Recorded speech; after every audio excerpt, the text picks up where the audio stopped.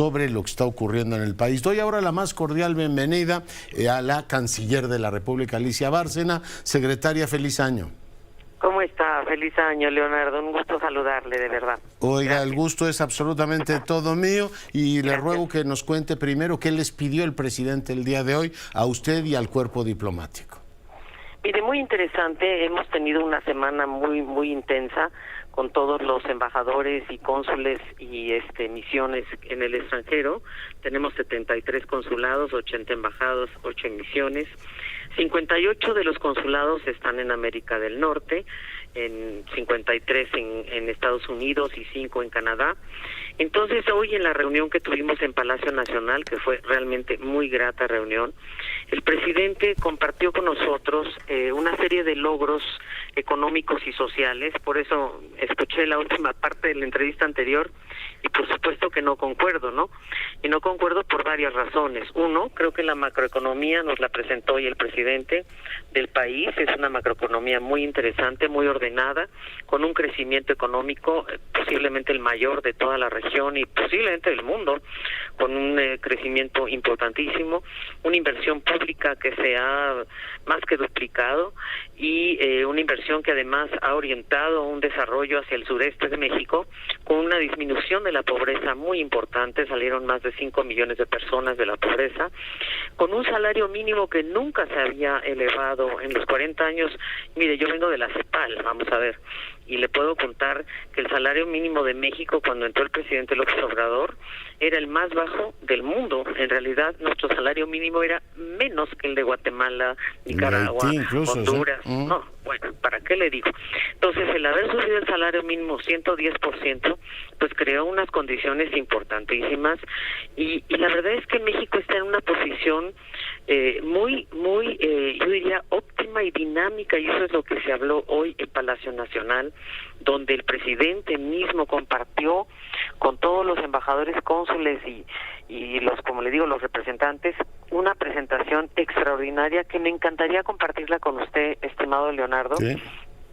Porque tiene los datos, es que eso es lo importante, ver cuáles son los datos en términos de inflación, de crecimiento, de deuda, de perspectivas económicas en los próximos años, de lo que están dejando en reservas, por ejemplo, monetarias. Entonces es una macro que verdaderamente muy interesante. Pero el segundo tema que creo que es fundamental es que nos presentó la estrategia que nosotros desde CEPAL le llamábamos igualar para crecer y crecer para igualar.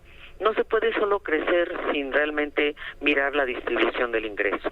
Y eso también México ha avanzado mucho. Creo que México tiene programas sociales muy importantes, el adulto mayor, a los pueblos indígenas. En verdad creo que se ha hecho un avance importantísimo.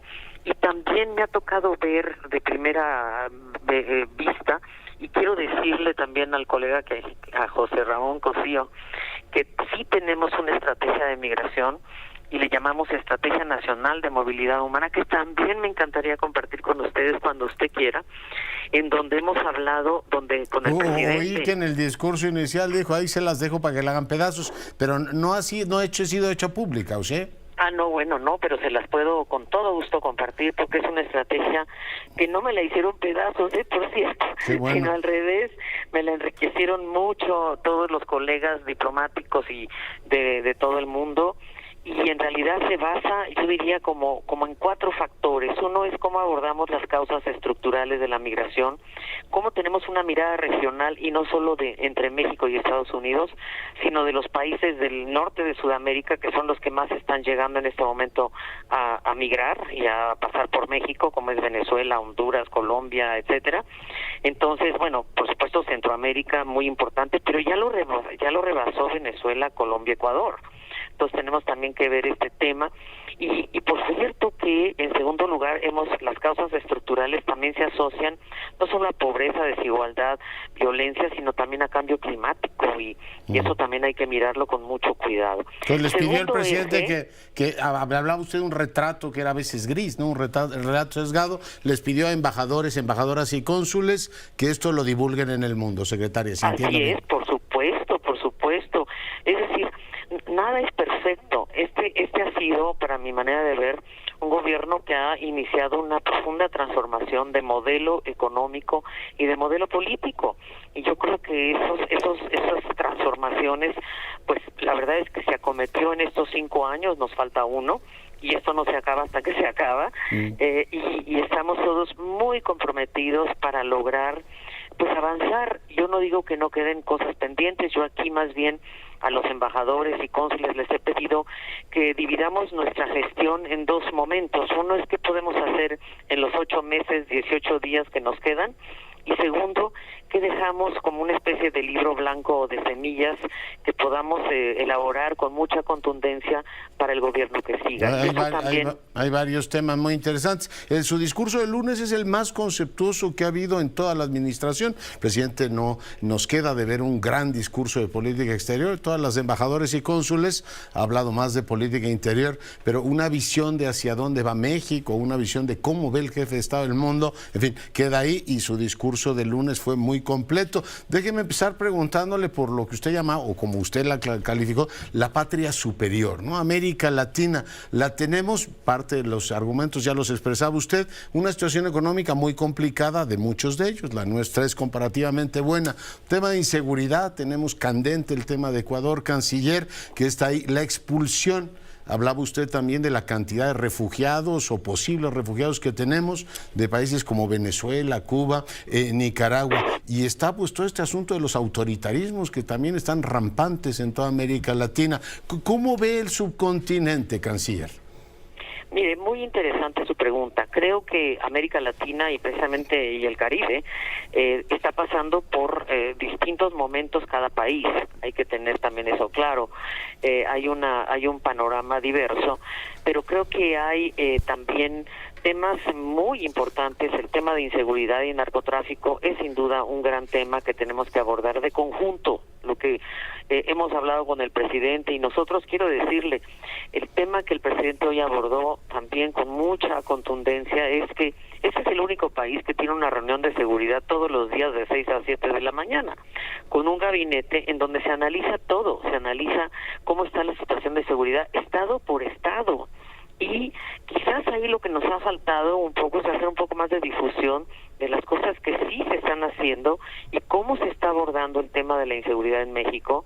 Y de hecho, lo que está pasando en Ecuador, que ahora por cierto ya bajó la tensión, nosotros estamos muy atentos a la situación allá. Y de hecho yo en un ratito más voy a hablar con el presidente Noboa para ofrecerle por supuesto nuestra empatía y decirle que bueno, que México está siempre atento.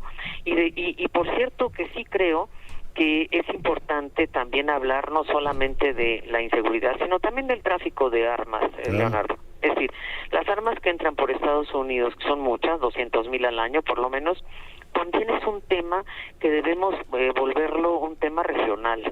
Entran a México sin duda, pero se van al sur, y casi la mayoría de las armas provienen precisamente de Estados Unidos. Entonces, junto con el narcotráfico tenemos que buscar también solución a este tráfico de armas, y eso es parte de la agenda que tenemos con Estados Unidos. Ustedes saben que vino el secretario Blinken, Mayorkas, y la secretaria y la asesora de seguridad Liz Sherwood vinieron el 27 de diciembre por invitación del presidente Andrés Manuel López Obrador.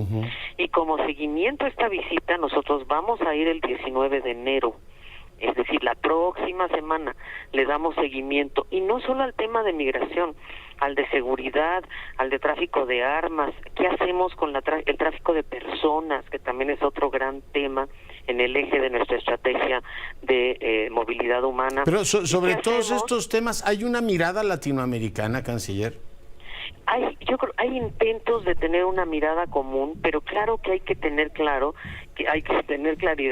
de que son fenómenos de distinta naturaleza. Por ejemplo, el fenómeno que está viviendo Chile. Chile nunca fue un país de tránsito, es un país de destino. Es decir, uno ya va a Chile porque se quiere quedar ahí, o sea, no porque va a ir a otro lado. En cambio, México es un país de tránsito, ¿no? Entonces son fenómenos un tanto distintos, y por tanto, pero sí hay una intención muy interesante de poder armar una política regional más amplia.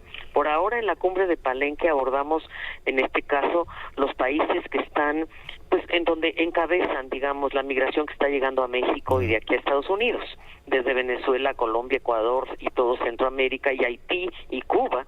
Y ahora queremos ir más al sur, y esto es una iniciativa de hacer una conferencia regional de migración, que por cierto muy probablemente se haría en México, y esa conferencia tendría como idea buscar vías ordenadas y seguras de migración, ampliar, por ejemplo, las oportunidades laborales. Hay visas H2A, H2B, el PETAD, que es el programa temporal de trabajadores agrícolas de Canadá. Tenemos opciones que tenemos que explorar. México también necesita mano de obra para los grandes proyectos, y lo hemos visto tanto en el norte como en el centro del país.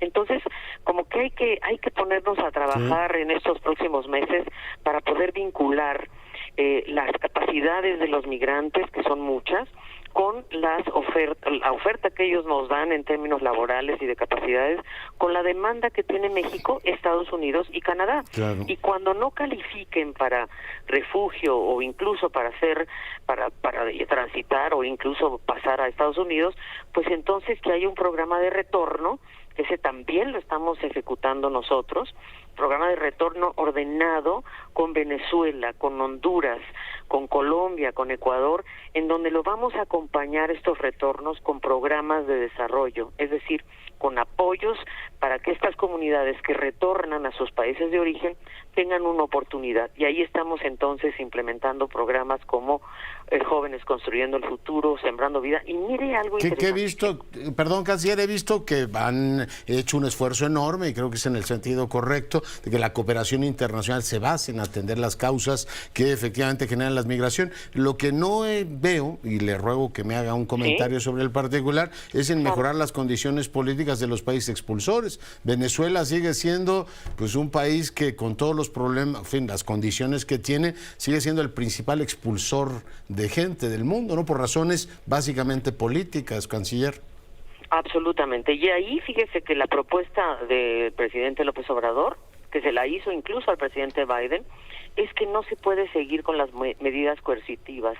Venezuela tiene 950 sanciones en este momento económicas, que no son sanciones ni siquiera al gobernante, son sanciones a los pueblos, a la gente, y eso es lo que hemos tratado de mediar. Y fíjese que México es garante de un proceso muy interesante en Venezuela, donde está la plataforma unitaria, que es de oposición, y el gobierno de Venezuela por el otro lado, y México está ayudando a que haya elecciones libres, que se ponga una fecha, que participen todos los candidatos, y estamos en ese proceso. Gran desafío. Canciller, la muevo un poquito hacia el norte. Le pregunto, claro, la creciente norteamericanización de México. Somos el primer proveedor de los Estados Unidos, la dimensión, digamos, demográfica de la comunidad binacional nos vincula con ellos. ¿Nos permite o es compatible esa creciente norteamericanización con otras pertenencias que México tiene?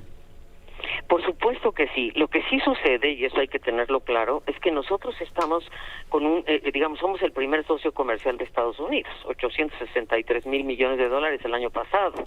Entonces, estamos comercializando pues ya entre 4 millones por minuto. Sí. Ese es el nivel de comercio que tiene México. Entonces, con Estados Unidos. Y la verdad que es un comercio muy dinámico. Entran y salen productos, ¿no? Y ¿cómo se llama? Y productos intermedios, insumos, etcétera, de un lado a otro. O sea, no es que sean exportaciones mexicanas a Estados Unidos, son exportaciones con un componente norteamericano también de insumos que vienen a México. Aquí se les agrega valor, se regresan y viceversa. Entonces, es una dinámica importantísima, y creo que estamos ante una disyuntiva muy importante, y ojalá lo entendamos todos los mexicanos, sea cual sea nuestro color político, y es que vienen elecciones en Estados Unidos y en México, y no podemos seguir, tenemos que elegir algo que yo creo que es fundamental, y es que hay una zona geoeconómica potente que es Norteamérica, Estados Unidos, México y Canadá, que es potente, que es una zona de oportunidades donde va a venir la relocalización de empresas, la creación de empleo, una dinámica económica muy importante que puede ser inclusiva, que puede generar empleo y oportunidades. Y el otro lado es la estridencia de la discriminación, de que vamos a cerrar, de que no queremos nada, lo que dijo Abbott hoy, que yo creo que es gravísimo, no sé si ustedes lo vieron, que dijo una cosa gravísima, que dijo, lo único que nos falta es matar a los migrantes en la frontera. ¿Cómo se le ocurre? Dice, pero no lo hacemos porque si no el gobierno de Biden nos acusaría de asesinos. Yo digo, bueno, ¿qué es esto? Yo no sé si usted vio ese no lo había visto, el de Abbott. Vi el intento de hacerle juicio político a Mayorkas por los temas, efectivamente, pero ya me están pasando efectivamente el dato. Sí es inquietante, pero lo tomo como un elemento que también trató usted en su discurso el lunes. ¿Cómo enfrentar esa retórica tan agresiva? México es un país que aporta mucho a la zona norteamericana. Usted hablaba del asunto económico, en el nearshoring, pues nos hemos convertido en un aliado confiable, cercano para los Estados Unidos. Con esa imagen utilizada políticamente, se ha dado llamar la piñata. ¿Cómo salir de esa trampa, canciller Bárcena? Bueno, pues eso es justamente lo que hoy se habló con el presidente. Si tenemos 53 consulados, es la red consular más grande de un país en otro país. Tenemos 53 consulados en Estados Unidos. Yo creo que es a través de estos consulados donde tenemos que hacer un cambio profundo, una diplomacia cercana. Fíjense que los mexicanos en Estados Unidos están aportando al año 9,000 millones de dólares solamente de pago de impuestos, el impuesto local y el impuesto federal. Entonces nuestra contribución como mexicanos es enorme. Lo que pasa es la mitad de la competitividad de la región, si no tuvieran esa mano de obra, no la tendrían, ¿no? Exacto. Entonces, como que tenemos que retomarnos, ¿no? Y por eso el presidente López Obrador está pidiendo que, por ejemplo, se regularice la situación migratoria de muchos mexicanos que están en Estados Unidos y que siguen aportando y que sin embargo no están legales muchos de ellos. Y la verdad que es injusto. Estamos hablando de mexicanos de segunda, tercera, cuarta generación. ¿Cómo es eso? Tenemos casi 37 millones de mexicanos en Estados Unidos, ¿no? Entonces, obviamente de ellos no todos. Yo eso lo entiendo muy ¿no? bien, pero me sigo preguntando, canciller, ¿cómo es posible que tarea tan ímproba y tan digna, que debo decir también nuestros consulados desahogan con un enorme profesionalismo, igual que nuestro cuerpo consular nos protege desde Gaza hasta cualquier parte del mundo, se hagan con tan pocos recursos humanos y financieros? Yo creo que le seguimos debiendo al servicio exterior, a la representación exterior de este país, más dinero y más gente, canciller. Ay, por favor, por caridad de Dios, por supuesto. Esto es algo urgentísimo, importante. Imagínese que al Servicio Exterior Mexicano no le han subido el sueldo desde el año 2000. ¿Y cuántos Entonces, son? ¿cómo es eso? Son 1,000 y pico para atender todo, ¿no? Pues sí, por lo menos en Estados Unidos son 2,000. ¿no? Todo lo que es Norteamérica, todo lo que significa el personal que atiende Norteamérica. Eso entre locales y servicio exterior, ¿no? Y servicio exterior. Entonces, y necesitamos... Oiga, aquí casi en cualquier cuerpo de policía tienes 2,000 en un agrupamiento y no resuelve nada. Creo que ahí hay un tema importante. No la carrereo, pero hay un asunto que no quiero dejar de lado. Dijo usted con enorme gracia el tema no se preocupen, solo queremos el poder. ¿Qué cambios va a hacer para que las mujeres puedan tener no solamente representación política, sino resolver cosas cotidianas de sus funcionarias, canciller, como tener acceso a guarderías y cosas que le permiten a una mujer seguir con su carrera? Así es importantísimo y por eso sí, estamos aquí analizando, precisamente estamos hoy aquí todavía reunidos en la Cancillería con todos los embajadores y cónsules, hablando de estos temas, ¿no? Y a ver, ¿qué podemos hacer por las mujeres del Servicio Exterior y de la Cancillería y de la diplomacia en general? Primero que nada, ascensos. No podemos, fíjese, le pongo un dato. Tenemos 17 cónsules mujeres y son 50, como le decía, son 53 consulados, ¿no? Entonces, el resto son hombres. Entonces, quiere decir que tenemos que nivelar 70-30, decía usted, ¿no? Pues eso, imagínense, entonces tenemos que nivelar. Y de hecho también lo dijo el presidente hoy. Dijo, tenemos una deuda con las mujeres del Servicio Exterior y de la diplomacia mexicana que en realidad nos hemos nivelado en otros poderes. Por ejemplo, el legislativo mexicano es bastante más paritario. Sí. El gabinete, nuestro gabinete con el presidente es paritario o somos más mujeres, yo creo.